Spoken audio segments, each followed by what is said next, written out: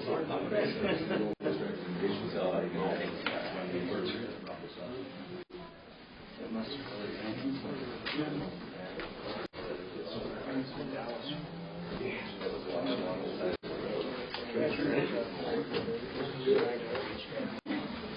we welcome you all here tonight. It's the hour of 6:30. I'd really like to start this public hearing with the Pledge of Allegiance.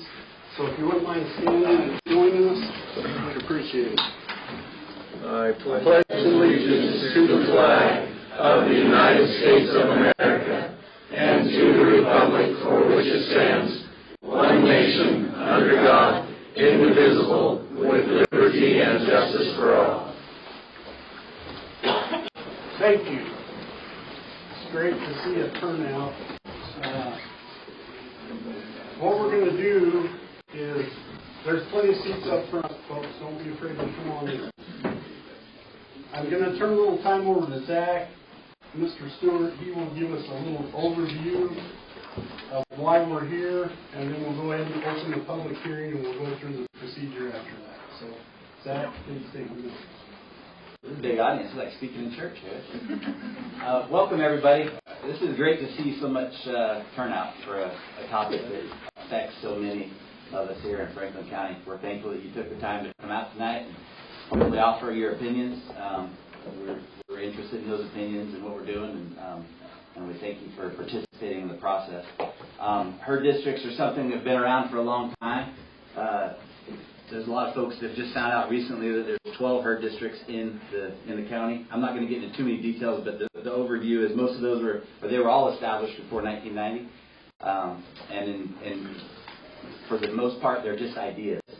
They don't really perform like real herd districts, and Deanna is going to talk about what a real herd district is going to do. But our proposal is that we'd like to dissolve those 12 herd districts and then start from scratch. If there's folks that want to reestablish herd districts where they live, there's a process to do that, and we'd be in favor of helping you do that, but doing it in the right way. So the first part of our meeting tonight is going to be talking about those herd districts and whether you're in favor or against dissolving the herd districts as they are standing now in ideas. And then we're not going to just leave it to the wild, wild west. We have a proposed livestock large ordinance that we hope will help keep animals where they're supposed to be, but also help with liabilities in terms of insurance and neighbors and those types of things, and also help our law enforcement folks who deal with animals that get out, give them some sort of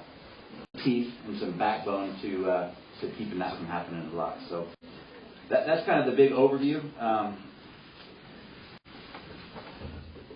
I think anything else that? Yeah.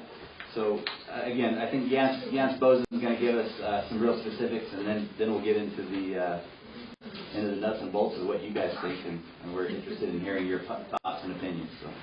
Okay. With that introduction, I would entertain a motion to open the public hearing. I'll make the motion that we open the public hearing. I second that motion. Moved and seconded. All in favor? Aye. Aye. Okay, the public hearing is now officially open. We would ask Mr. Bozen to come up.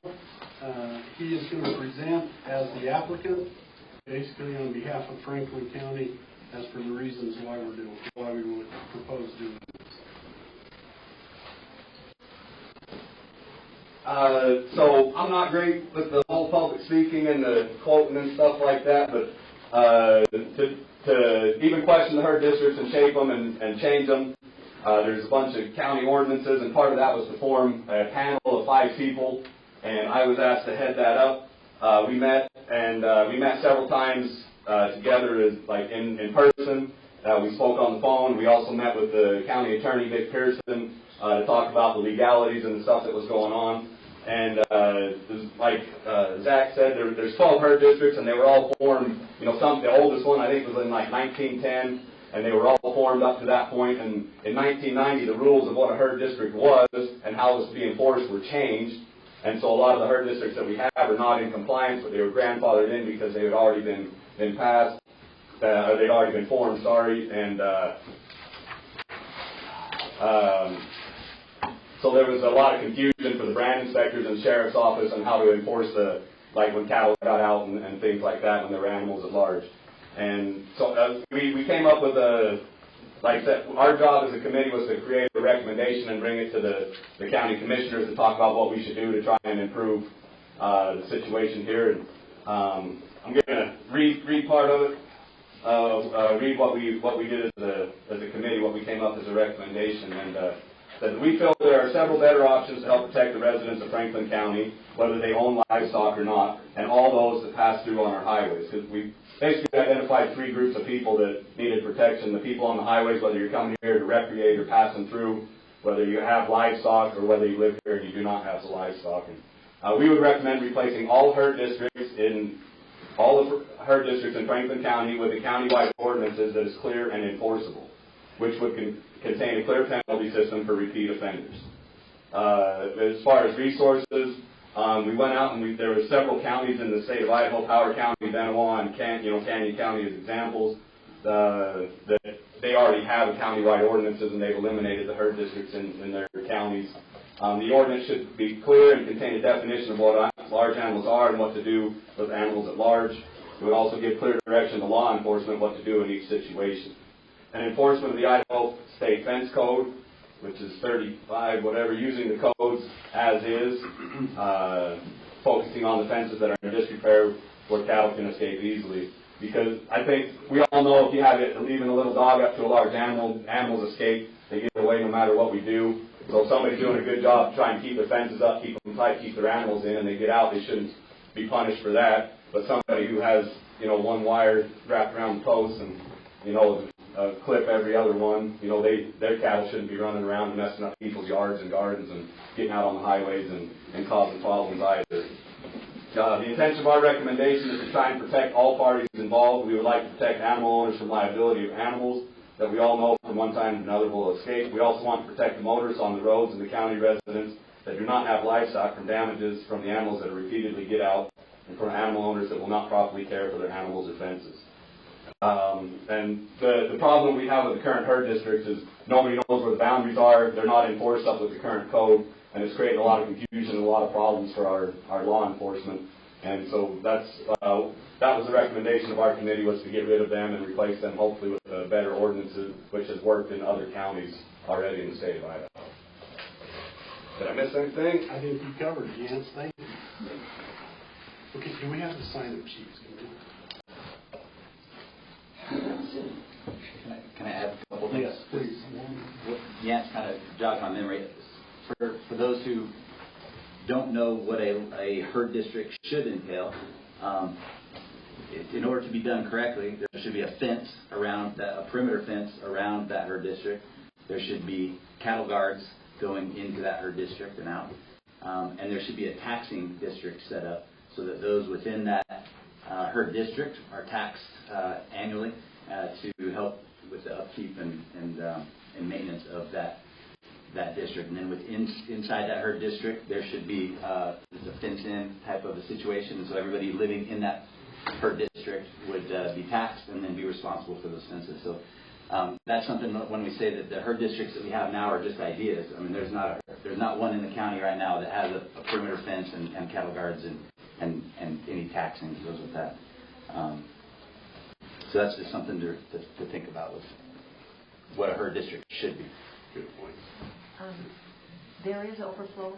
Yes, I was just going to say that. There's like 3 seats up in the front. There's another seat over here. We can get 4 or 5 of you in here. And then we've got the overflow set up in the courtroom upstairs. There's a big screen up there. You can, follow the proceedings. But if you're someone who wants to testify, we would ask that you remain here so that you're closer. Did you get me some sign-up sheets? I'm going to run down and do it. They must have quite a... Maybe we still have more coming, but if you guys want to come in, there's some seats up here.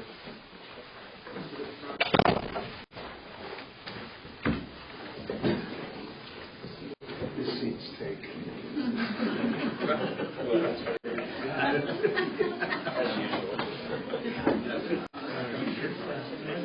That's what I know, yeah. Where you sure everything's good up there.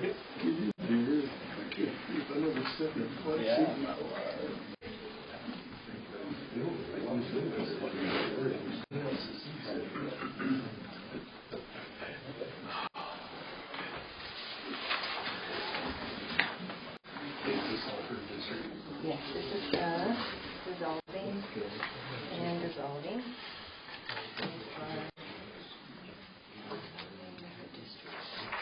And then there's another purple one, and we color coded one. Yeah, it's just too bad I can't read. Okay. So we'll start tonight with testimony of those that would be opposed to the dissolution of 12 per districts within the county. And I see not a lot have signed up. So those, there's some signed up, but they didn't sign up to testify. But there is one. We'll start with him. Tyler Olson, would you please come forward, state your name for the record, address, and we're going to limit the comments to 4 minutes. Am I the only one signed up on there? So far to testify, yes. Okay, I got a lot of cover. And Ricky's my timer, so. Okay. Starting. Starting. No, Yeah. wait. Let me get this open. When you get going, I'll start it. So I listened to your intro, and there's a few things on that, but I think the first thing, if you're willing to answer a question, I'd like to ask one. Yeah? Can you use the microphone? Can you not hear? No. Normally we talk pretty loud. I don't know if we have a microphone for that. They can see mine and I'll talk loud.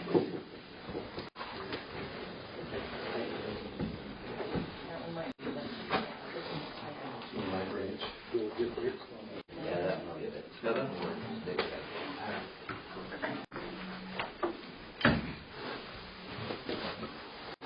So it's on right now? Yeah. Can you hear me better?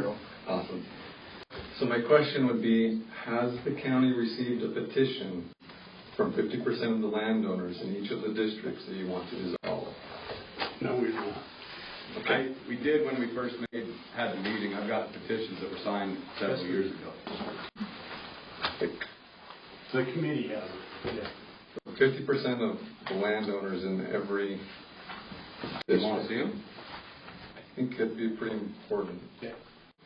We can produce that. Okay, because I don't remember doing anything in my district. I'm up Weston Canyon, so that was my only question for you guys. If this is based on petitions from 50% of the landowners, then that's great. If not, we're wasting our time. So we hadn't heard anything about that in the past. It wasn't in the notice or anything. So.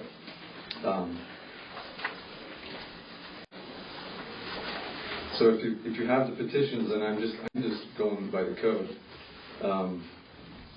With that, then that panel, according to the code 25-24012, they're supposed to have a public hearing themselves with notice.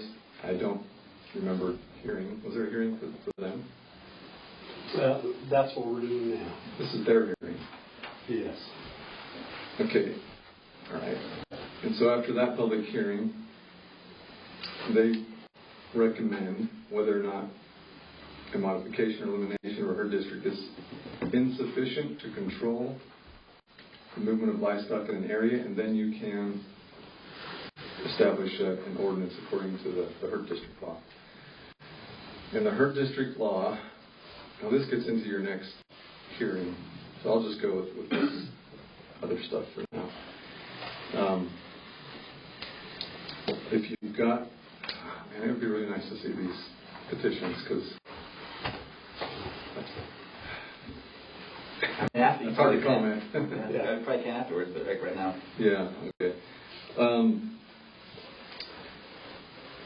So with an ordinance based on the herd district law, the county is still required to provide, according to the thing, provide for maintenance and the cost of construction of cattle guards, and ordinance for fencing based on this. And you've decided that that's what you want to do it based on, is the Herd District law. But it doesn't reflect that in your ordinance. But that's the next hearing. So, as far as where I'm at, up in the canyon, our herd district actually functions because our neighbors keep their cows in. So it was mentioned that herd districts are kind of like not real, I guess, in a way. So this herd district law recognizes that any herd district heretofore established shall retain its identity, geographic definition, remain in full force and effect until vacated. So they're effective according to the way they were created, whatever terms those were. Whether they were simple or they were just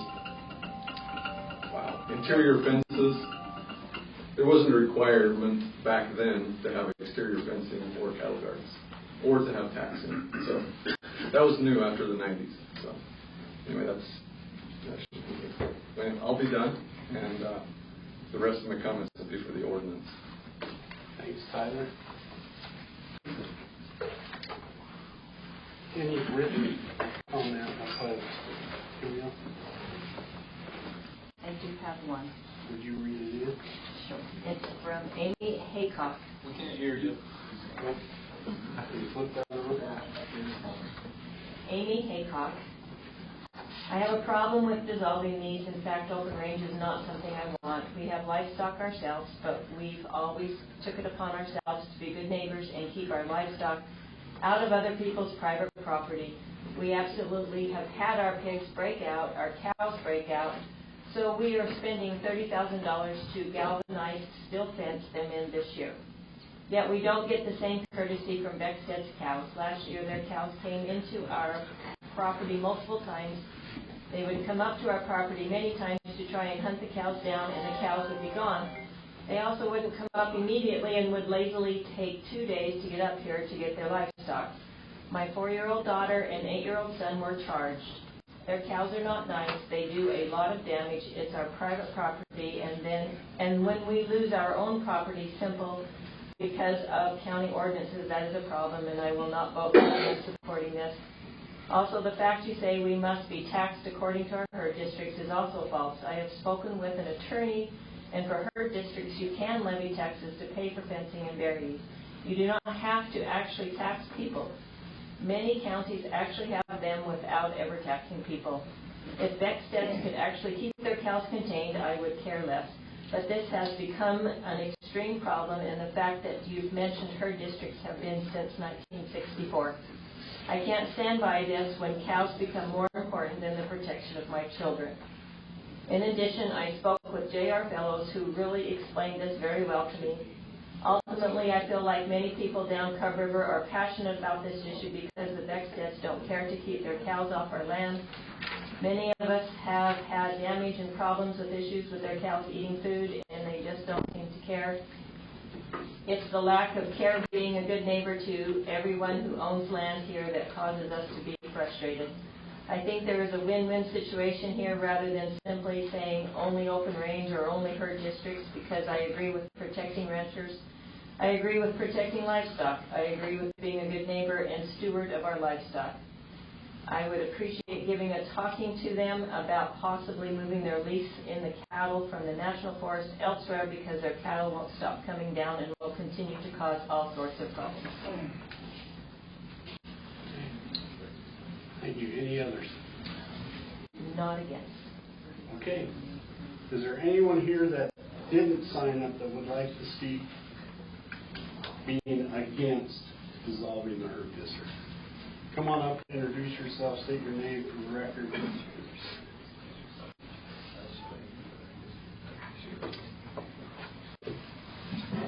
My name is Jason Godfrey. We own some property out by Weston Canyon. Just like to first of all, I just appreciate the commissioners and the work that was done. They're working with this. When I first heard about it, I called Commissioner Swainson and was not real happy about it. But after looking at the ordinances that you guys have been working on and doing the things, there's been a lot of work done into this, and I appreciate the efforts. I do have a couple of questions that I'd like to present to the commissioners and maybe have a response, not today, but some kind of a solution with these questions that I have. The first is not much of a question, but just a statement as far as, we own over 1,000 acres over in Franklin County, and I never saw a petition to sign to either go for this or against this. So I just want to make that for the record. Two, one of my concerns in this is liability. Not only for, I know the cattlemen like to have the liability because you can't control what your cows do, but there's also a lot of liability that happens that either with wrecks or with other things that people become liable for that they're not responsible for. And so I'm concerned about the liability.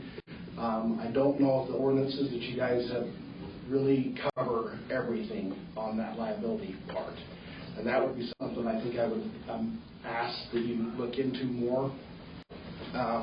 Also, crop liability. We are seeing more and more all the time with the FDA requirements for crops, whether it be grain, safflower, or whatever, that we are seeing a lot of the FDA requirements asking us to do things for testing of E. coli and all of the other things. And so that's a question that I have on liability. Who's liable if somebody's cows get into somebody's crop and damages it to where they can't sell it? I know I can't even believe it myself. I'm saying that because believe me, I'm for cows, but it's kind of the sad world that we're living in these days of requirements by the FDA on our animal. Even our animal feed is requiring human consumption laws. And so I think that's something that needs to be addressed in this. The other thing that I'd like to be the commissioners to address is the herd districts acted, when they're acting correctly, acted as a third party between the cattleman and the landowner. And I feel like that's important to look at, because whether it's a legal fence or not a legal fence, who determines that? Who's out there with a measuring stick saying that if it's an inch off, it's not considered a legal fence? Usually in a herd district, there would be somebody that could verify that to be legal. If the cattleman doesn't have enough feed on the other side of the fence and they keep getting out because it's greener on the other side, the herd district acted, or should have acted, like a third party to represent that. And so I do think that needs to be addressed. Also, and the last thing I will say is, when there is a legal fence and both parties agree that the fence is legal, and the cattle run through the fence and damage the fence from something, who's liable and who fixes the fence? I think those are the questions that I would like to be addressed. Thank you. Thank you, Hazel.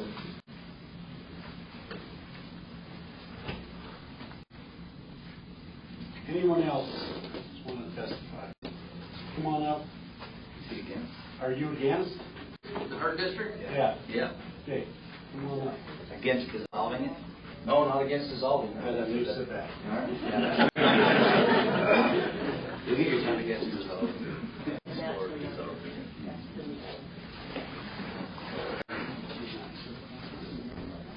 Anyone? I see a hand right there. Come on up, introduce yourself for the record.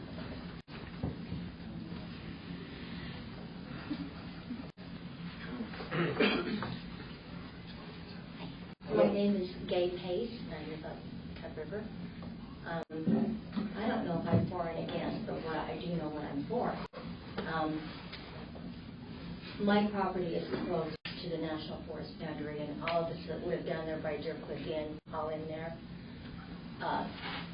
it's not feasible for us to build fences. We'd have to put gates on the roadway coming up and down Cut River down to our properties down to Deer Cliff, down to businesses down there, because they come down the road or they come down the river, they get through, I don't know how many times, life and limb, I've had to, and they've done great damage around my property, and I have to call somebody to come and get them out.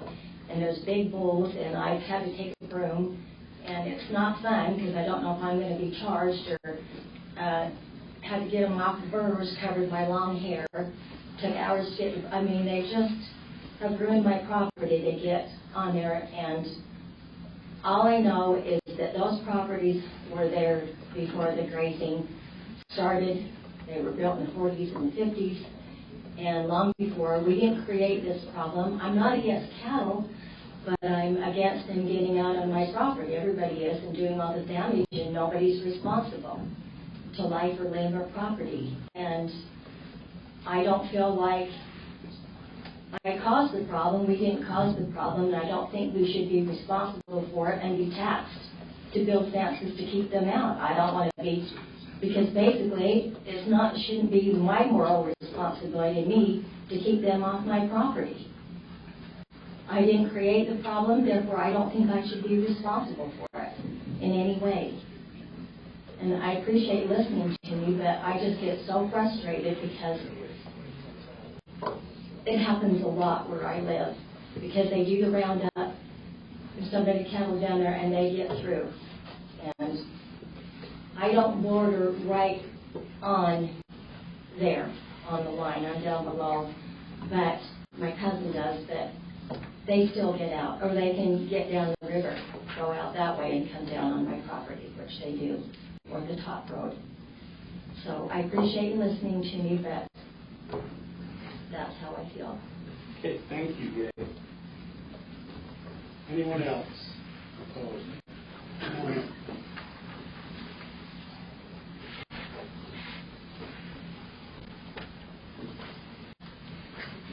Hi, my name is Blair Gregerson.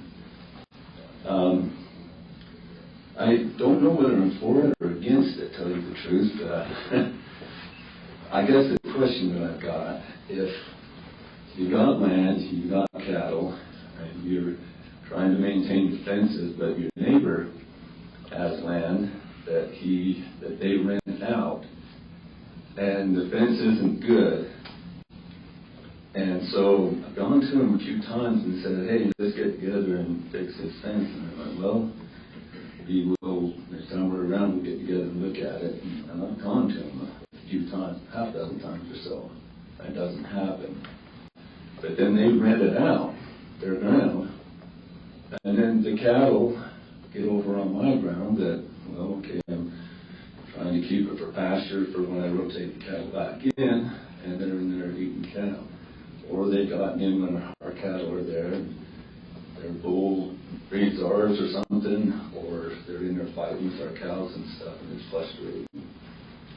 So I guess my question is there any recourse that a person can take? And the gentleman that was talking about the herd district being like a third party, that would make sense, because if they went to the other landowners and said, hey, you got to do something here, then maybe they'd listen. But apparently they're just not taking me serious. I don't want to be injured, but what do? You have to sue them? I don't know. And if so, who do you sue? The landowner or the free grazer? Or both? I don't know. What do you do? So if there was the herd district, then they would come and talk to the landowners and say, look, if you're going to rent your property, you got to have fence around it. I don't know. Give me some answers. Well, I don't know where to get answers, but I would say it seems like what you're saying is the herd district, the way it is right now, isn't working. Well, I don't know. I didn't know that there was a person that. Do you live in a herd district right now? This is kind of my first rodeo. I'm just learning about it, right? So. You do live in a herd district. Okay. It's not working. And so who would I need to contact? So the herd district would be responsible for half the fence, and you would be responsible for half. Right. So I remember when I was younger, my dad says the way it was set up is the two landowners would meet in the middle of the fence, shake hands and you were responsible for the fence to your right. Or, and they were, your left, whatever. And they were, and so they were both responsible for half the fence. And as long as they keep it in good shape, you could get along and be okay. That's how you're supposed to be good neighbors. Outside no fencing law. Is it? Okay. And our ordinance addresses that, and that's when we get rid of that. That's exactly what the ordinance will require. So then, if we vote that out, is that going to still be in place, or would we want to keep it in Well, I think, honestly, Blair, I think what you want to do is stick around for the next public hearing when we talk about the fencing ordinance, because that's going to answer all your questions. Good. Thank you. Thank you, Blair. Anyone else?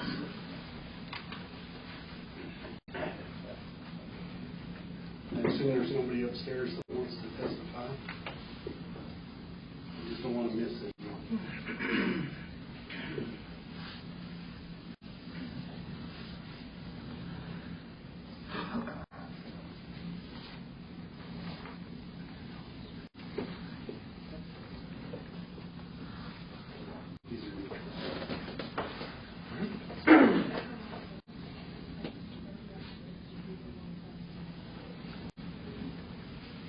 Well, just for the sake of keeping this public hearing moving, we are going to move on to those that are neutral in their testimony, whether for or against or neutral. We'll start with the first on our list. 2 have signed up, and that's Dirk Bowles.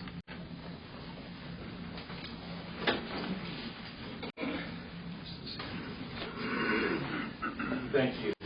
I'm Dirk Bowles, and I'm here having sat in that position for a number of years, and this has came up probably for the last 15 years, herd districts.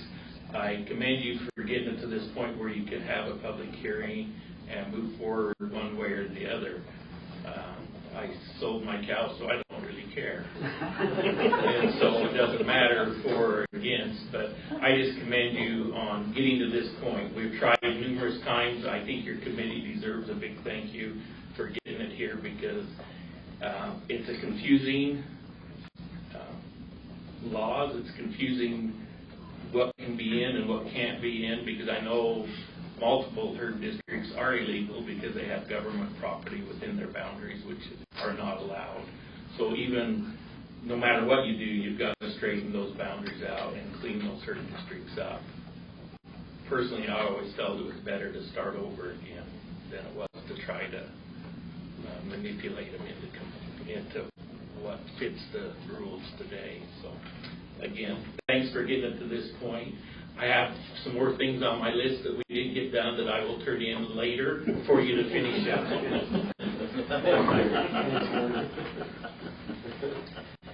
Next is Rick Hydrick. Is that right? Yeah, sorry. There he is. Commissioner, there's no further comments for against in the court. Thank you.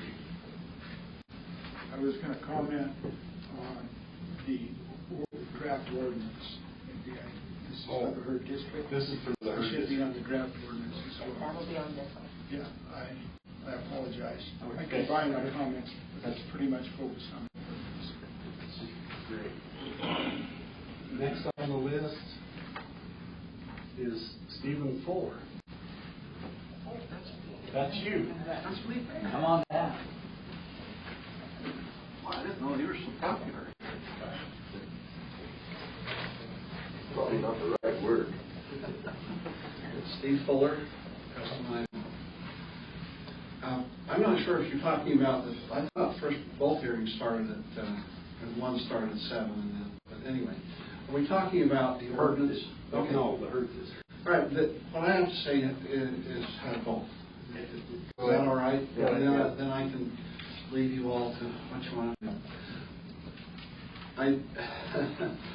I don't understand this particular ordinance, or at least parts of it, and that's why I wanted to bring it up. The first one is to do away with the herd districts. Am I correct? Yeah. Okay. Do away with the herd districts.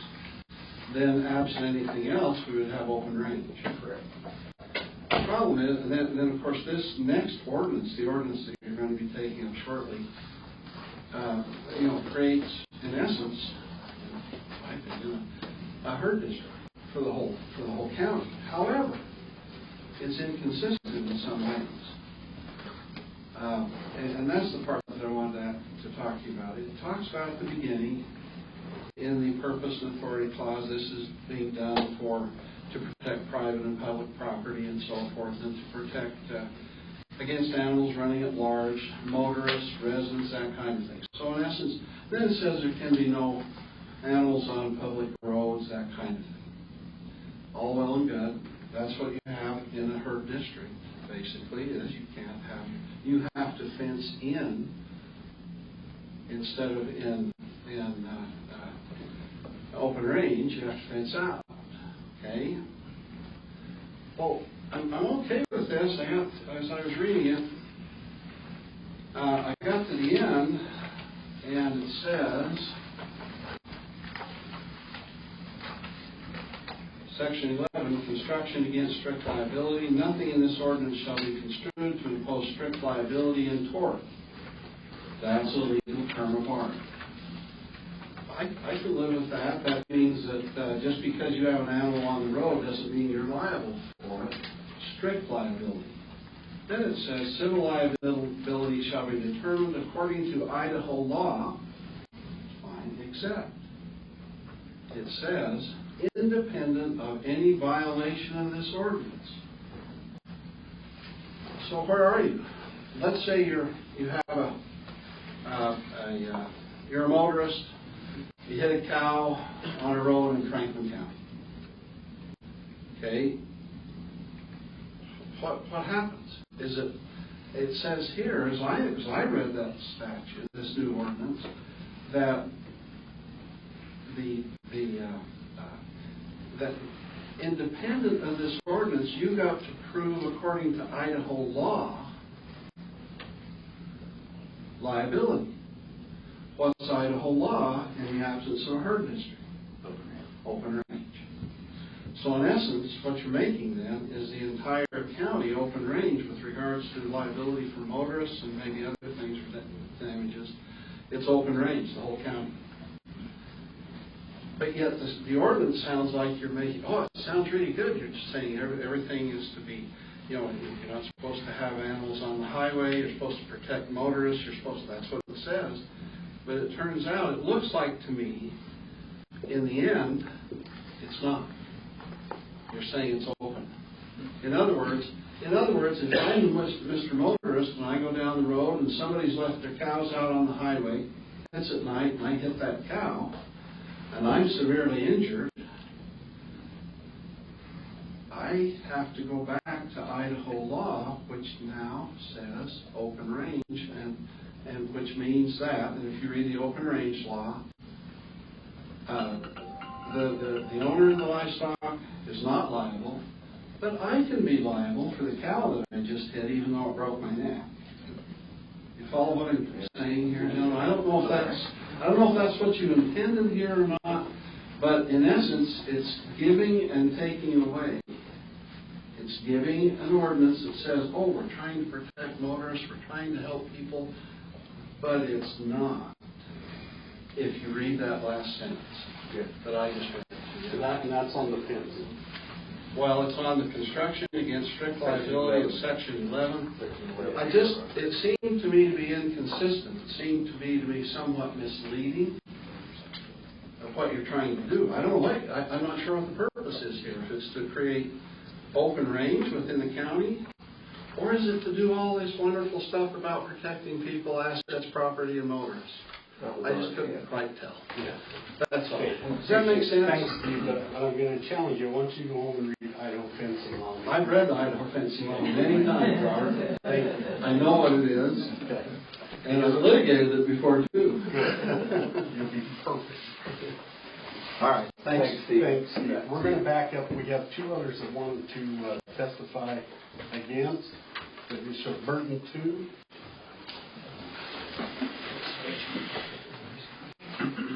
He's got to be here somewhere. Oh, we probably signed the paper. We're just here to learn. Oh. What about Richens? I can't read the first name. there's a Burton too, and is that called Richards? Richards, I don't know what the bond. Is there a Richards? Yeah. Wanda? Yeah, come on up. Sorry, I can't read you right.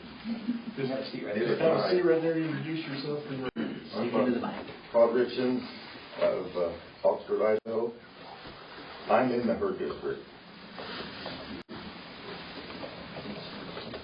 And I look at things as, I don't know why Franklin County even leads a herd district with all the growth and everything else.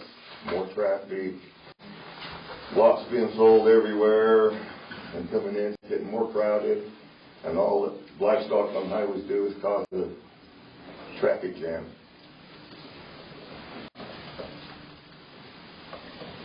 I think that they ought to be responsible and keep their, they've got modernized now, they got semi-trucks, they haul all over the place and stuff, trailers.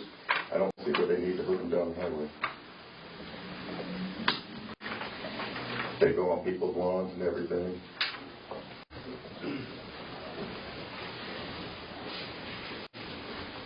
Anything else? That's the main part, I think. Okay, thank you. Okay, we'll return to neutral. Okay, asked everybody and said yes. Is there anyone else in here that would like to testify in neutral to dissolve in the herd district? Going once, going twice. I don't see the hands, so we'll move to those in favor. And we'll start with Scott Wainscott.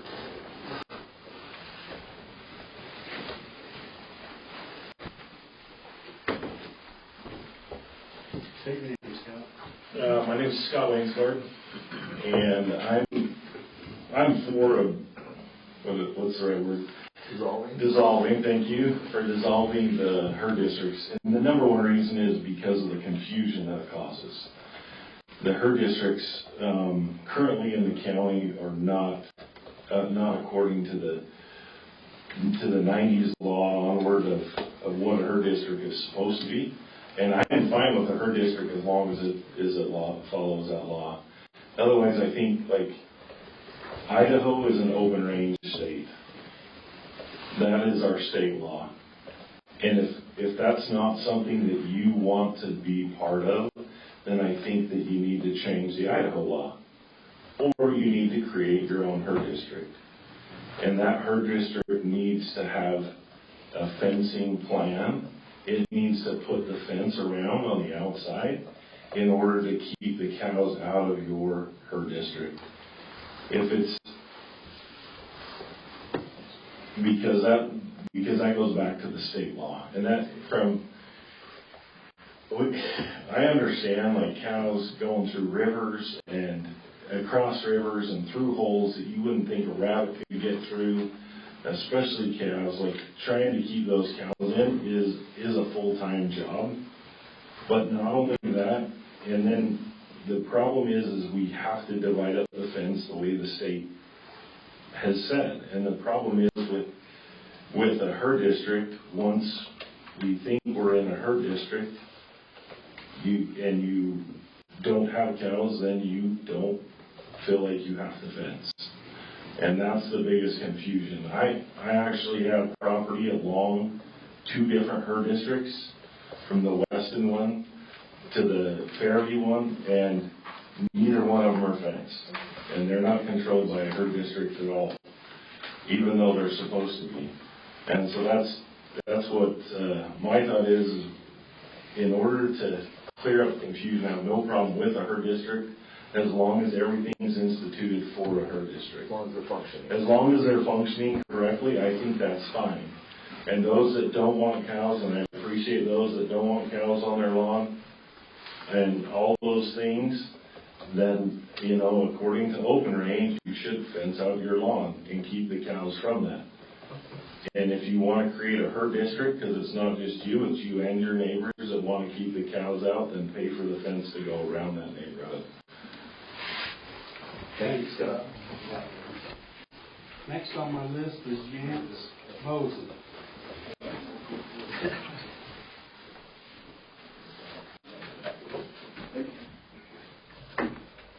Yeah, I suppose I thought I'd share my opinion this time rather than just a rundown. But after doing all this research, the big thing that Scott already stated is to clear up the confusion. I've worked with the brand inspector and the sheriff's office, to help gather cows and they have a hard time enforcing the rules as they are. So people that don't want to fix fence are being able to kind of slide around and make excuses because nobody knows how to clearly enforce the rules. And by eliminating the herd districts and putting an ordinance in, and going back to the Idaho State Code, because there's also the estray laws, it says like a person who willfully and wantonly allows livestock under his control to stray is defined in section code or whatever shall be found guilty. Like there's more than just putting up a good fence in the Idaho State Code, and this would give the sheriff's office and the brand inspector some ability to enforce the rules and the laws against those folks that don't want to keep their cattle in and don't want to, build their fence and take responsibility for that. And so I'm in favor of getting rid of the herd districts, just to clear up that confusion and make it so the law enforcement can do their job.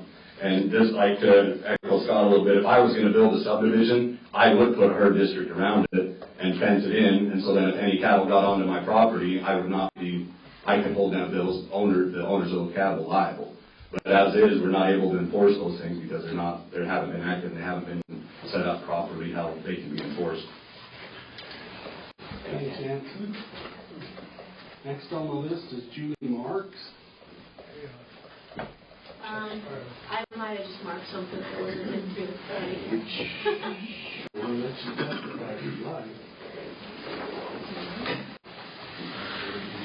Ken Hobbs. Is he upstairs? Kim. Ken. Ken or Kim? Ken. Ken. No. Ken. No. Maybe I'm saying that. Maybe that's He is coming. He's coming. Okay. Well, we're waiting for him. We'll go to Jeremy. Now it's your turn.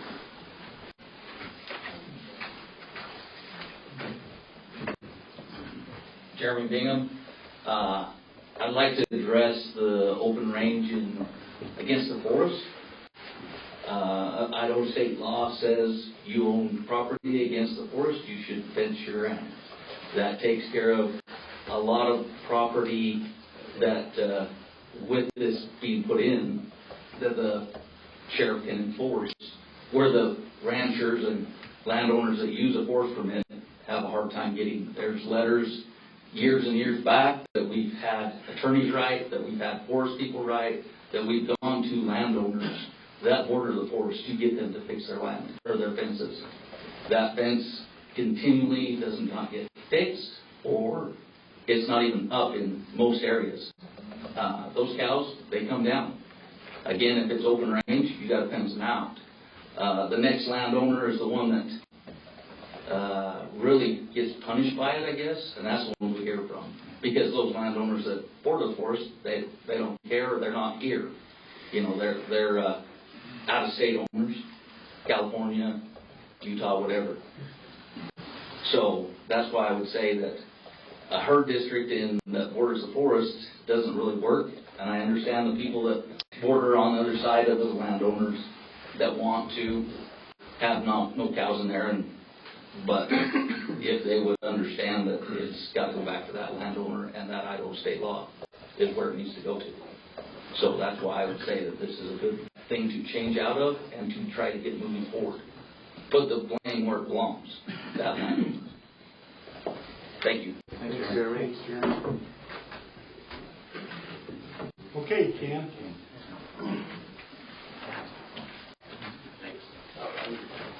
I'm in favor of dissolving the districts.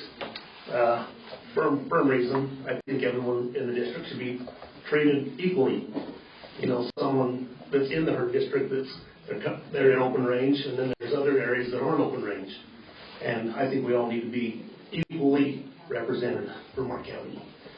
For example, like Franklin is an open district, isn't open range, but yet when you look at all the railroad tracks, they're all fenced. Years ago, it was open range because they had to fence those train tracks, and they had their cattle guards in to keep the cattle off the tracks. Because if your cattle got hit, they had to pay for it. So back years ago, for example, we still run cattle across roads, and people don't slow down. Years ago, my dad was hit by a car on his horse, crossing the road, killed his horse, didn't kill him. So I think we need to be, all of us need to be protected equally. That's why I'm against it. Thanks, Ken.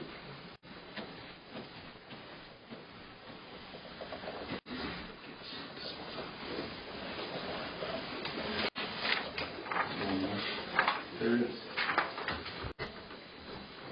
The one and only David Bozer. Come on now. Thanks to church. I feel like it with three preachers in front of me. My name's David Bozen. I live in Preston, Idaho. I don't have a lot to say, but I wanted to clear up a couple of things. I saw the petitions several different times when the committee was working on them. I know the committee worked very hard. And even some members, because of work and things like that, had to leave the committee. And then they were replaced, and they worked very hard on it. And I would just like to echo what ex-Commissioner Bowles said, that very, very grateful for those that did the work before, for the committee's work, and for you being willing to take this on. I really believe that doing something is way better than just sitting on our hands for another 50 years.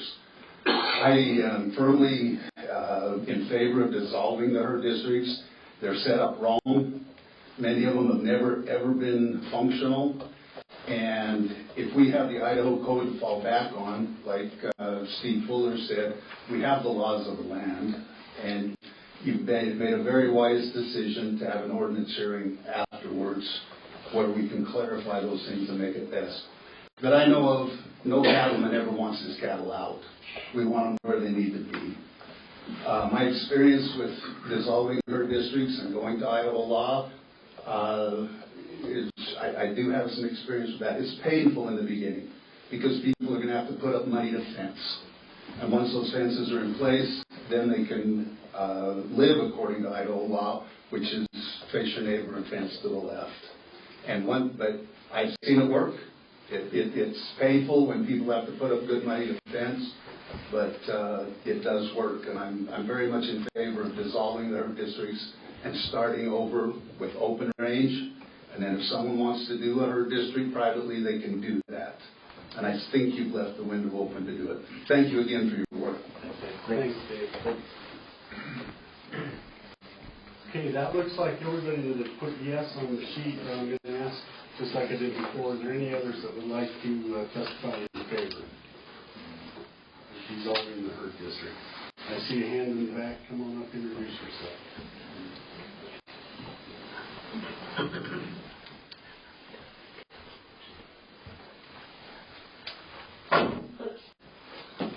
Kimberly Hobbs. I bring my notes with me because my brain is getting old and just got to go that way. I am in favor of dissolving herd districts. I believe that the herd districts that we currently have, as we've heard many times today, they're not in effect anymore. I think that they were created a long time ago when the Idaho law protected us. Now is all just a mess. And so I think the herd districts right now are creating a lot of contention between people. And I think that we already live in a world where contention is very high. So let's dissolve the things that are giving us contention. Let's go back. I think you guys have tried to create, and I'm not saying that it's perfect yet. And I know that there's been things that have been brought up that need to be looked at and need to be reevaluated. But I think that we're on the right road. And I think there's been a lot of work that has been put towards this. This has been worked on for so many years. I've been a member of farming I wasn't raised a farmer. This was not my domain when I first began. And over the years, I've seen a lot of different things happen. And I think that one thing that people are not understanding when they are saying, oh, let's keep the herd district, is they don't really understand where the responsibility lies. It comes back a lot of times on the landowners, and because they have to fence out, and so they don't understand that possibly could cost them more money that way too, especially the way it is right now. And as we continue to develop, the Idaho law will come back and it will help us, but at the same time, we have to develop the law with it, what our ordinance is, to go with what's happening in our community. As our community continues to develop, then we've got to look at that too. But I think what we have in place right now is not working. If it was working, then we wouldn't have so much contention, we wouldn't have so many problems, we wouldn't have the different legalities. And I will just tell you that we have had a couple of legalities, and we are people who use our fences. And I will tell you that one of the times that a cow got on the highway is because somebody was messing around in our cattle yard. And so they spooked the cows, and then that's what happened. So, like, we've got to remember that it's not, and I think it was David that said this, as cattle owners, we do not want our cows to be on the road, especially at the price that they are today. So, with that said, I am in favor of resolving the herd districts. There are no further comments. Anyone else would like to testify? This is your chance. Let us know what you think. Can I? Yes. Yes. Come on up. Brock Alder, live just east of Preston. My concern is, and my vote is to keep open range. And I appreciate those that have had issues on either side, but my concern is that we live in an agricultural state, and farms are getting bombarded anyway, and we see more and more of them going out. Too many people think that their food is made in the back of the grocery store and brought out on the shelves. We got to do something to protect agriculture. And like I said, nobody wants their cows out, but you could build a cement wall, and I don't have to keep them all in all the time. That's just the nature of the beast. So I'm in favor of dissolving. Thanks. Thanks, Brock.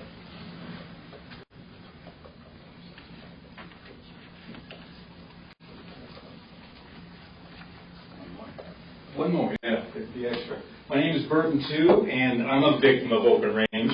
In 2018, I was driving my Sprinter van, and it was a dark night, and there was a black cow, and there was no way for that accident not to happen with that cow in the middle of the road.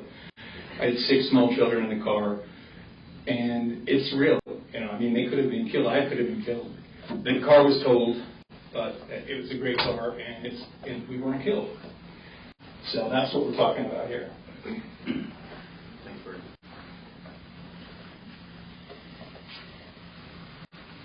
Anyone else?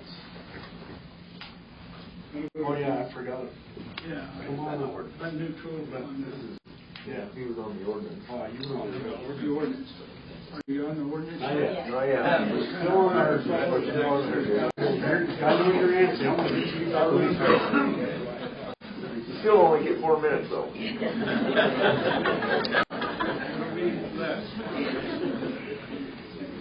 Okay. One more time. Is there anyone else that would like to testify? If not, once again, I want to thank you for coming out for this public hearing. Thank you for. Yes, I do have one in favor. Yes, please read that into the record. Laura Johnson, County Commissioners, I would like to agree with the abolishing of herd districts for. Oh, sorry. In the same hearing. Ready. Starting over.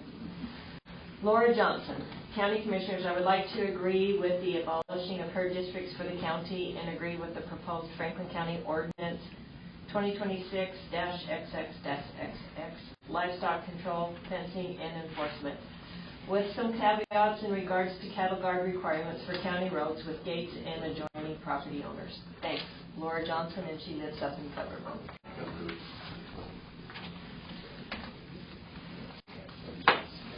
Okay. Thanks again for coming out. We appreciate your input. Really, we hold a lot of public hearings in this room, and this is just nice to see this many people here that can tell us what your thoughts are. With that, I would entertain a motion to close the public hearing. I'll make the motion that we close the public hearing. So I'll second that motion. Both moved and seconded. All in favor? Aye. Aye. Okay. We'll go ahead and close that one. It's done. Now, I would entertain a motion to open the public hearing on the proposed adoption of a livestock control ordinance. I'll make the motion to open the public hearing for the proposal to adopt a livestock control ordinance. All right, second that motion. Motion second. All in favor? Aye. Aye. Once again, we'll invite Mr. Bozen back up to give a little short presentation on behalf of the commissioners and the county, and then we'll go to testimony. I'm not getting back up again after this one, so hope you appreciate it. As part of our recommendation, we recommended that they eliminate the herd districts and put an ordinance together that would protect us. And I cited some of the counties that already had them in place. The Benawak County was the one that we thought was closest to ours, and then with input from the law enforcement and the attorneys, they put it together.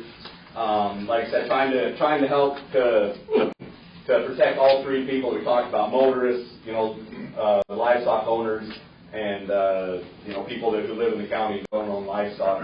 And we all know that not everybody can always be happy all the time. Like an example that I own livestock, so obviously I'm a little biased towards the side of protecting those that have livestock. But there's a lot of people that have moved into our county that don't understand that cattle get out. They don't understand what fencing is. But if you move into Franklin County, and in the state of Idaho, there's a fence law that you need to be responsible or make an agreement with your neighbor to fix that fence. I don't know if this ordinance is perfect. I don't think anything can be, but I really do believe this is the best place to start. If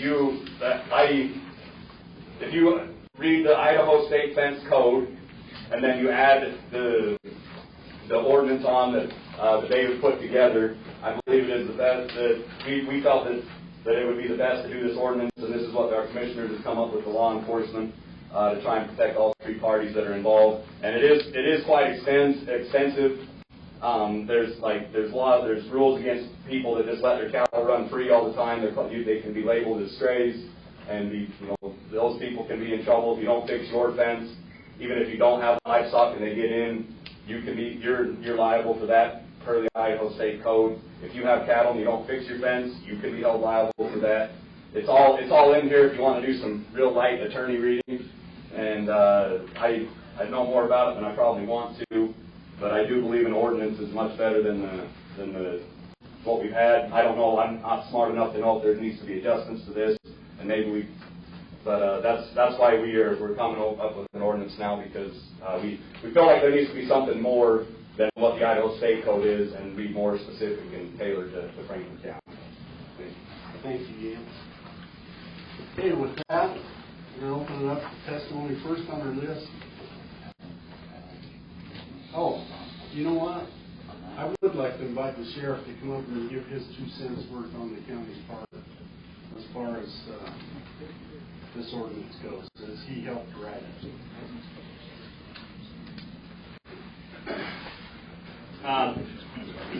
I'm not sure exactly what the commissioners want me to say, but let me just say, when I was asked to review this and to look at this and help create this, the intention behind it. Our intention, my intention as sheriff, is not to go out and hammer down on people with livestock or people with animals. We understand that animals get out, and that for the most part, people are doing their best.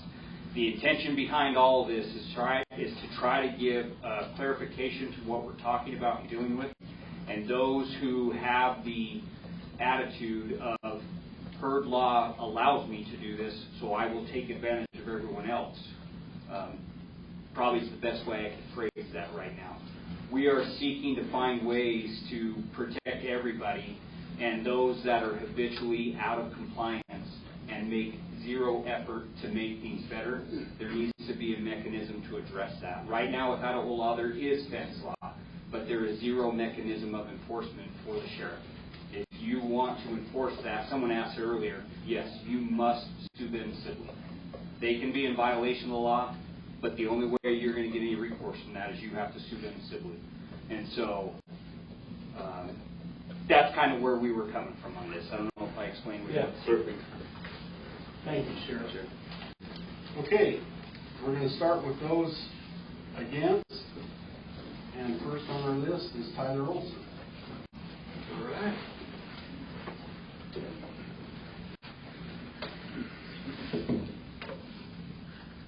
So I'm kind of still a little bit confused on, and I think there's some confusion. So open range means if your cow gets on the road, you're not liable. In a herd district, that changes the equation, like the gentleman that had the wreck. It makes it so the owner of the cattle is liable if there's a wreck. So I'm not sure that we understood that the if you want to protect safety, then a herd district, creating one giant herd district for the entire county is the way to go. And that's what Canyon County did. And they did it before the changes to the statute, the state statute, so that they could regulate it in all the way across.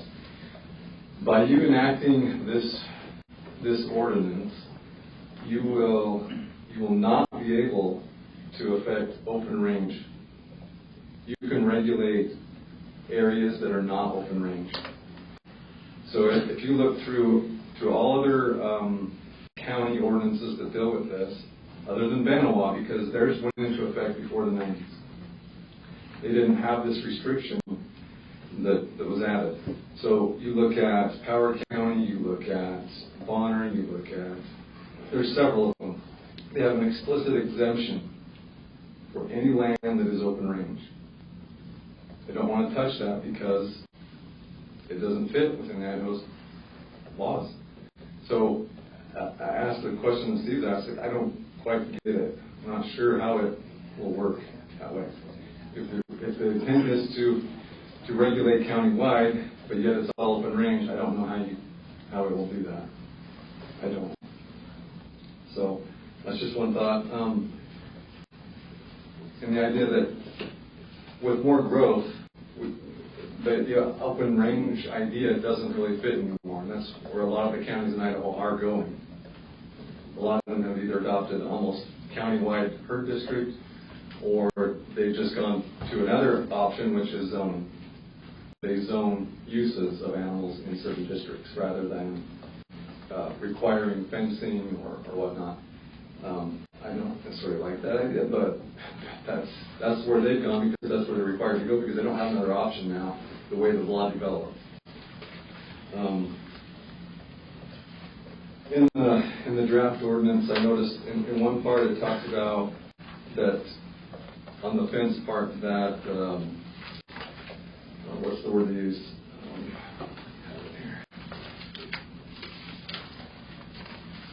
Custodians. So a custodian is someone that actually has livestock. And then it says a custodian is required to fence, but then it says if two citizens adjoining each other, and even if two or more citizens share adjoining premises, the responsibility is according to Idaho fence law. So that citizens word, Benoit had custodian instead of citizen. So they're saying if you have two adjoining owners that both have animals, they both got a fence.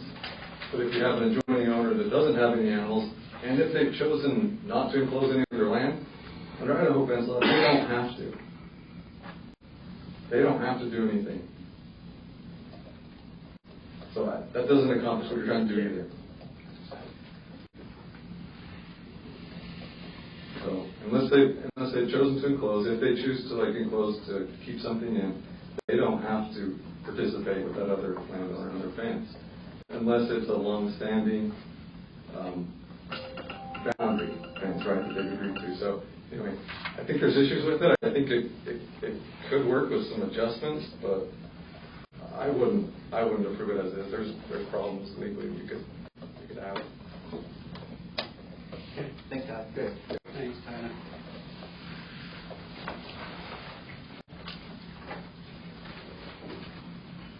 Well, there's a lot of people here, and only one signed up against. Is there anyone else that would like to testify against the ordinance?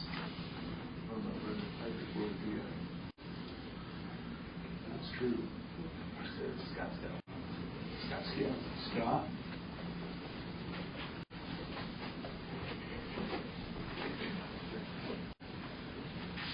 Scott Wainsgard. I don't think the ordinance, there were some things that just need to be clarified. I guess I'm against adopting it how it is.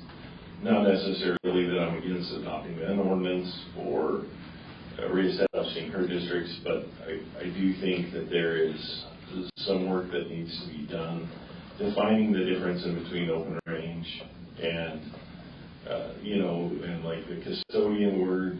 Is that only because if I share fence with a neighbor, I fix my half, he doesn't fix his half, and my cows get out, am I the custodian, or is he the custodian for that half of the fence? So just a couple of definitions that I didn't like or I didn't understand, and so that's my only clarification. I mean, the idea of having an ordinance, and I don't think adopting, I think the rural lifestyle is why we live in Idaho. I think that's what we want to stay here in Franklin County, and I know we've got a lot of growth. And I think those that come to our county and want to live here, they like the rural lifestyle too. And so I think we want to keep it that way. We don't need to change it the same way that it is in Boise. Thanks, Scott. Just in our defense, Scott. This ain't Boise.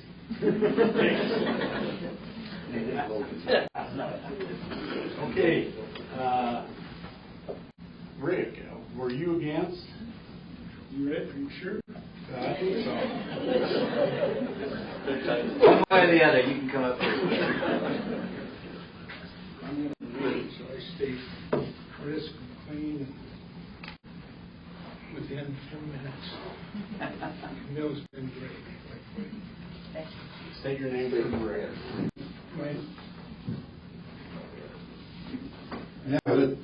Oh, it's a good voice. My name is Rick Heydrich, and I live in Cub River Canyon, and I'm in the Mapleton Herd District. I'm here to speak briefly about the Franklin County Livestock Control, Fencing, and Enforcement Draft Ordinance and the pending responsibilities of all affected parties under the ordinance. Now, I went neutral, but I lean towards favoring. And I think I might have some answers for at least the Mapleton District. I appreciate what the commissioners and its appointed members of the third district panel are doing. I think many here do as well. I appreciate everyone's concern and attendance here, and I believe in team efforts. I have some confusion about the wording of the ordinance, leading to concerns, as well as some suggestions. I understand that the Board of Commissioners and the Livestock Control Panel are trying to fix a long-neglected problem, create a common understanding and final solution with all parties, all while avoiding unnecessary cost and taxation, and that's no easy task. It appears that the Board and the panel are rightfully trying to place the duty and cost of enclosing livestock on the shoulders of the custodian of the livestock. However, Idaho Code 25-2118 states open range means all unenclosed lands outside of cities, villages, and herd districts upon which cattle by custom, license, lease, or permit are grazed or permitted to roam. With herd districts dissolved, the geographical extent of villages becomes important. If that is how the Mapleton area is defined,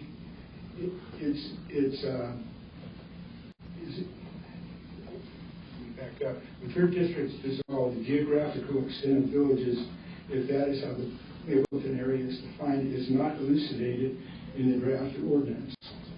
So when this ordinance comes into place, to me, Mapleton is a village, for sure. How then do the unenclosed property owners in the now dissolved herd district know if their property lies within or without the protected or immune village? And thus is considered as open range and therefore must be enclosed at the property owner's expense to protect his property from running at large of livestock. In open range areas, the property owner must fence out livestock at their cost. This definitely sounds like, and this is a key word in the ordinance, that the open range is not being repealed, but the ordinance is meant to supplement, correct? To supplement the open range concept. So this definitely sounds like a supplementation of the Idaho open range law, but perhaps not in the way intended. The protection of the non-livestock owning property owners and thus the size of the designated village needs to entail all of those non-livestock owning properties. And I think that's going to be a legal way to take care of that. Or do I misunderstand? And listening to everyone, I don't think I misunderstand. I think that this is a valid solution. Finally, this story is very familiar. It's been repeated over and over again, but I'm going to repeat it one more time. Finally, 2 years ago, an adjoining ranch, they're not quite adjoining my daughter's ranch, but close.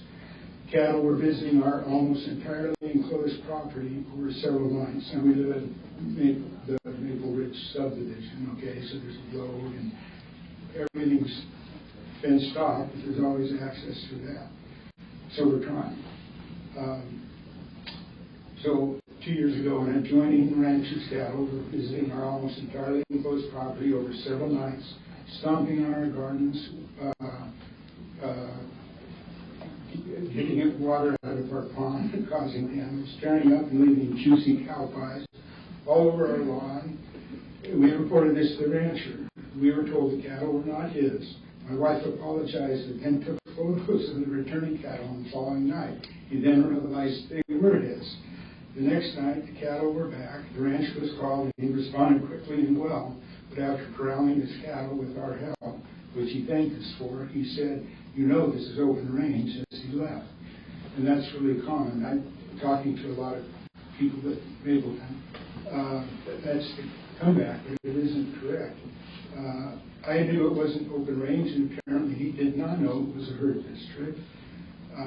This experience over and again has been that of many both ranchers and non-ranchers, obviously. Sitting here this evening, it is important to adopt an ordinance that clarifies, settles, educates, repeat that, and protects all those involved. And is hopeful that is what our commissioners are striving to do. Thank you for your time. If you have any questions, no, sir. Thanks, Rick. Thank you.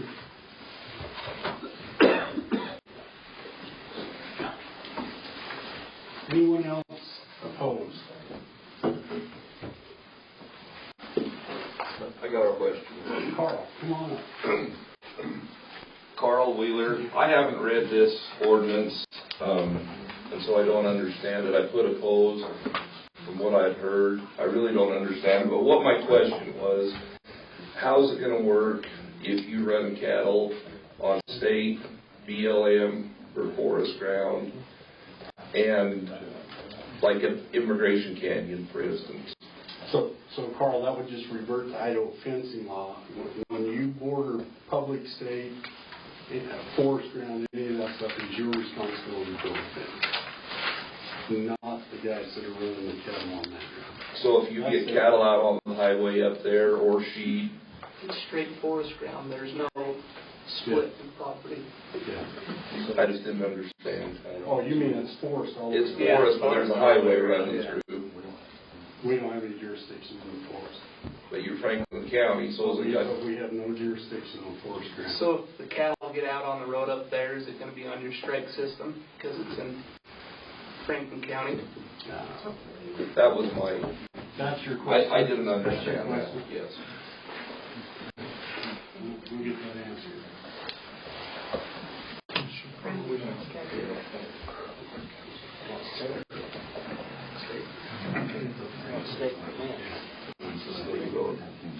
Robert, I got one more question, if I can. And I don't know how this works, but I've noticed going up to Twin Falls, the state highway, I always understood that if you own ground along the state highway, when they put them fences in, they put the fences a foot on the private land owner, was my understanding. But I've noticed a couple of times in the last year or two, when I went up to Twin Falls, the state highway department is out maintaining them fences. And so I've wondered if there's, I just saw that and That's a good question, because that's something that we run into. Have you heard anything? But what we had heard is that they don't want anything to do with maintaining it. But I know they are. They are there. I've seen them up there. I think something we could look into and ask them to come down this way. Okay, anyone else opposed? Mark, did I see your hand up? He just bought that bowl. You saw that. Okay, we'll move on to neutral comment. Was there any written comment? Not against. Not against. Okay, we'll move on to neutral. And the first one is he's already testified, and that was Mr. Stephen Fuller, who I believe is left. But there's a lot of people that are neutral on this list. Is there anyone here that would like to testify? Neutral. Lynn, come on up.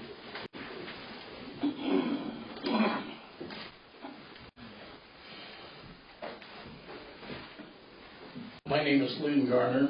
I run a number of cows in the Oxford-Clifton area. I live here in Preston. The reason I put neutral is I do feel like the ordinance needs a little tweaking. I don't think it's quite there yet. However, it's kind of nice to talk to you guys at the same time, having plenty of cattlemen behind me, as well as neighbors to cattlemen. It's been said that none of us generally want our cows out. And I think this is also where the people who own cattle here, we always have the one little handful that causes the problems.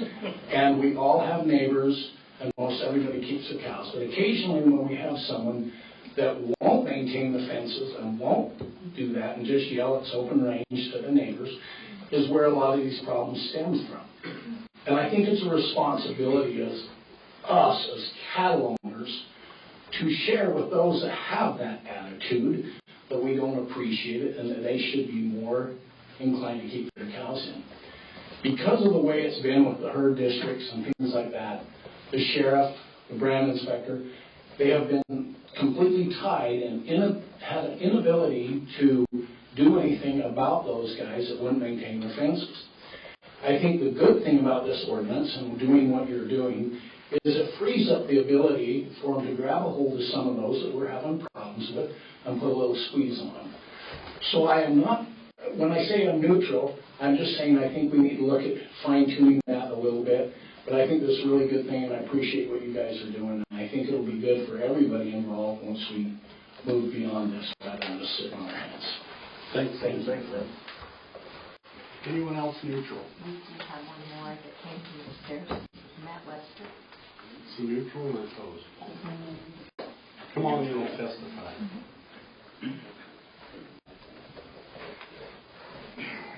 Matt, state your name for the record. Matt Webster. So I like that this has some teeth to it for the penalties.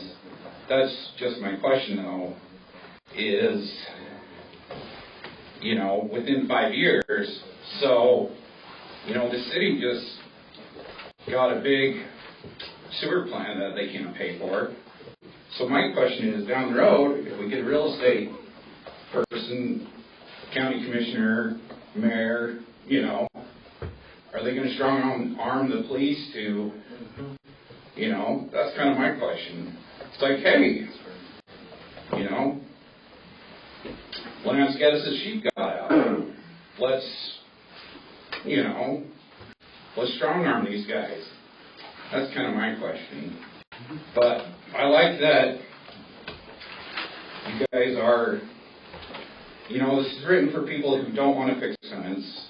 I get that. I like that part, but I just have questions like that, down the road. Are we going to use the wording here to go after people that, anyway. That's all I have. Okay. Thanks, Matt. Anyone else?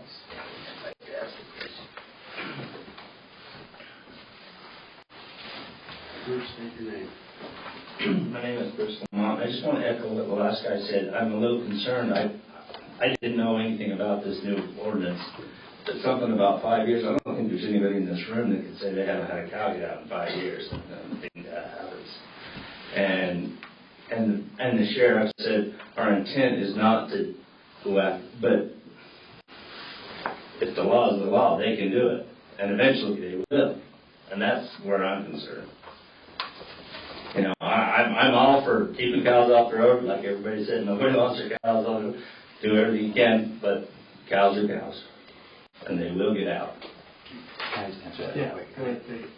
With the ordinance, if you're in compliance with the ordinance, if you have fences and you've done what you can to keep your animals in, then you're not in violation of the ordinance. If an animal gets out, just because an animal gets out doesn't mean you're in violation. Okay, that's the answer I needed. If you've got a fence, you're not in violation. Anyone else?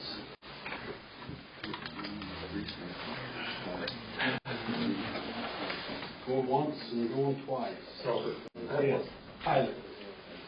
You want to? Can I just? You're a neutral now. No, just a question. So there's a penalty for the livestock getting out, but what about the fencing part? It didn't say anything about what the penalty is for violations there. That's what it was just thinking. Did you write that down? So your question, your comment, Tyler, is penalty for fencing. Yeah. Does it revert to the general misdemeanors in the county code, or is it they want something? Do you want something different? So. You guys look there. What? State your name, Jean. Yeah. Okay, my name's Janine Lamont. I just have a real quick question on what you consider good fencing and not good fencing, because they're coming out with these virtual fences now where you put tags around the cows and stuff like that to keep them in. And I'm just wondering, do you have to have a fence up, or will those work? According to Idaho law, you need a fence. You have to have, well, they're virtual fence. But that could change. Huh? But that could change.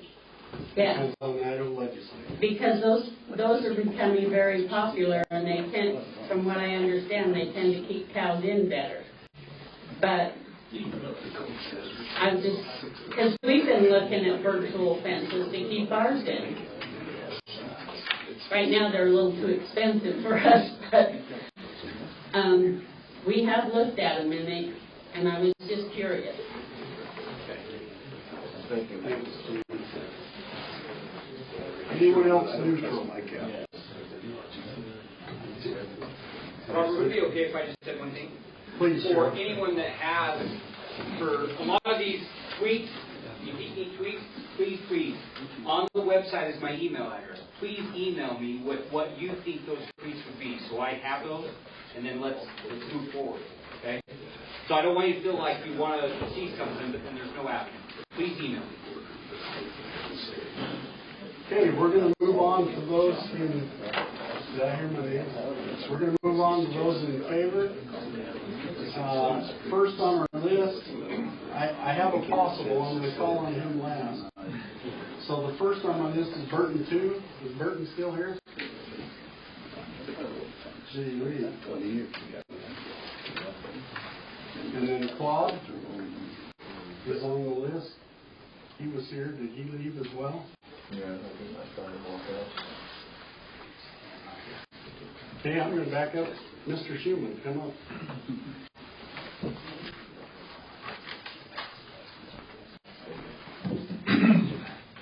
Mark Schumann, Treasurton. For the record, I did put possible for a comment.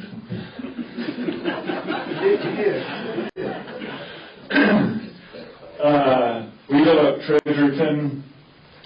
We are blessed to own lots of property or lease property next to the U.S. Highway 34 and U.S. Highway 36. Gene Love, several of the officers, and I are great friends. At all hours of the day, the dispatch as well of cattle being out, of elected highway fence that does not border us. I love this law to this ordinance. I'm not saying we can't tweak it to make it better for the residents, the cattle owners, as well as the property owners.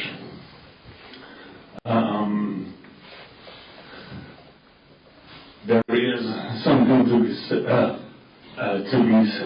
one other thing, to the property owners that don't have cows, good fences make good neighbors. I also lease ground in another county, which is north of us. It starts with a P. I leased that property to graze. It borders Idaho state land. I knew the minute I leased that ground, it was responsible for the fence. That would be me.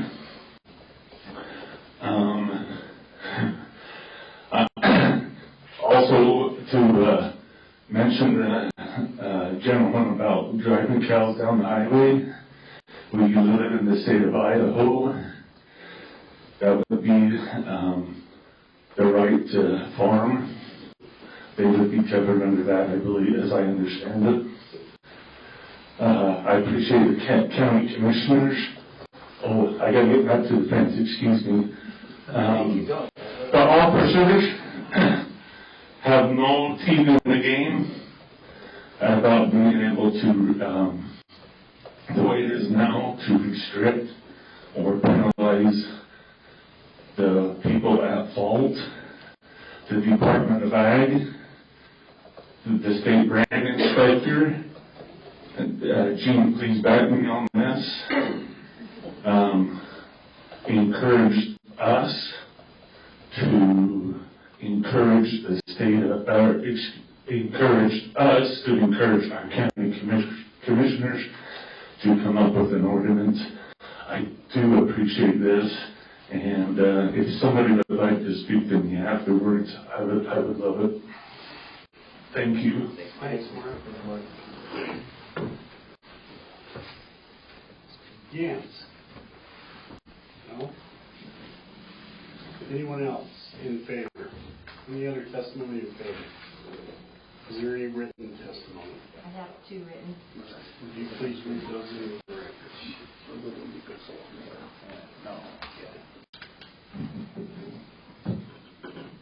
The first one is signed by Roger J. Siemens, Gene Siemens, and Rusty Siemens. To the Franklin County Commissioners regarding the proposed livestock control ordinance.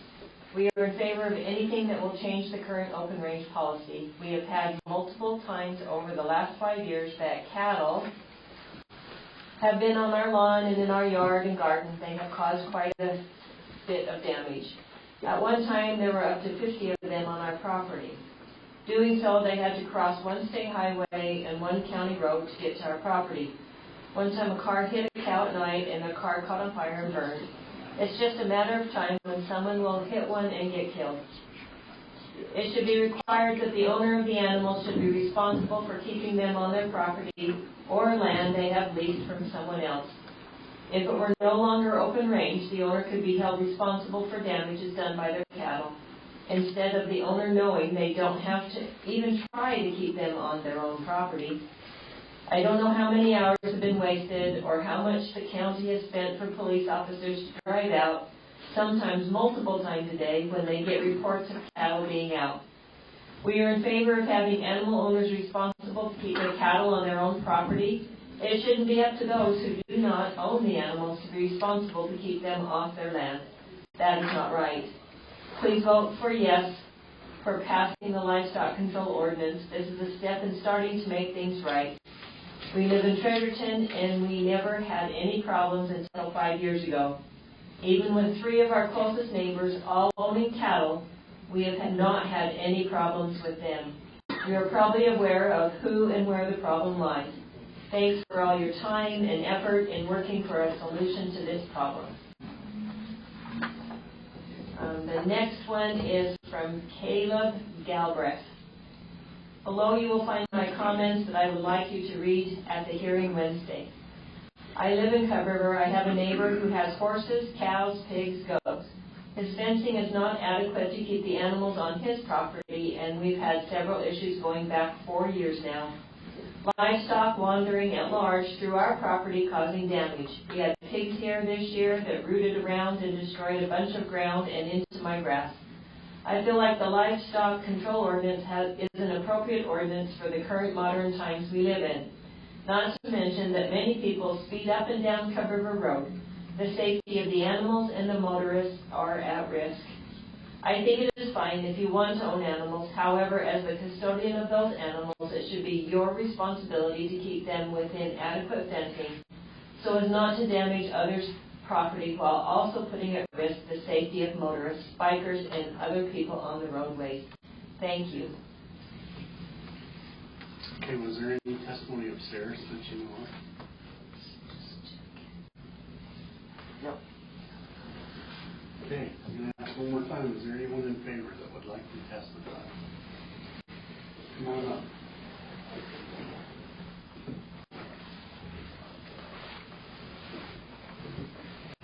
J.R. Fellows, I live down in Franklin. When the committee was first formed to start looking at these sort of districts and such, I was on that.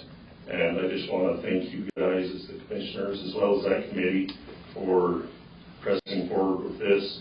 I think it's great to have this ordinance. It's a place to start with a fresh, clean slate and move forward. And that's all I have. Thank you. Thank you. Yeah. Anyone else?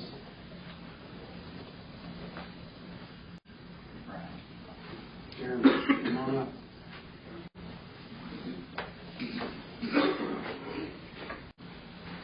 Jeremy Bingham, Cub River. So going back to the land boarding and forest, I understand that. You put a herd district in Cub River, those cows get off the forest because of the landowner's not fencing. It now becomes the landowner's responsibility. Correct in the way your thing reads? That borders the forest when those cows come off the forest. It is not the cattleman's. Cattlemen will come get them back out, right? But it states as that it'll be the landowner's responsibility. That's Idaho state law, correct? I just want to make sure. Thank you. Appreciate it. Anyone else? Mr. Frederickson, you're shaking your head. Is that a yes? No? Okay. If there's no other comments, once again, we really appreciate the feedback and the comments. We'll take it all under advisement. We won't make a decision for a couple of weeks. We may have to do some tweaks, and if they're substantial enough, we'll reconvene in another public hearing and we'll get it right. But we're going to get it passed one way or another Sunday, so that we're changing what we're doing now, because what we're doing now is not working. So with that, I'd entertain a motion to close the public hearing. I make a motion to close the public hearing on livestock control ordinance. I'll second that motion. Moved and seconded. All in favor? Aye.